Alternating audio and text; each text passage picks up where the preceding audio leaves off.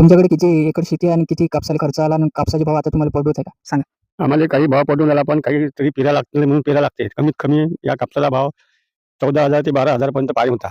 मार्केटला कापूस नेल्यानंतर तिथे बी ऑपरेशन केल्यावर 200 रुपये क्विंटल मागं कमी करते. याकरिता सरकारचं इकडे तिकडे काहीच लक्ष नाही शासनाचं. म्हणून मला म्हणणं असं आहे का शासनानं या कास्तकाराकडे जास्तीत जास्त लक्ष द्यावं. आणखीन आणि आमच्याच भरोश्यावर सर्व हे जे गुंडाळी जग त्या कास्तकारीच्या भरोश्यावर आहे. बाकी काही शिल्लक नाही. खताचे भाव वाढले, युरिया सुपराचे भाव वाढले, फवारणीचे औषधं वाढले.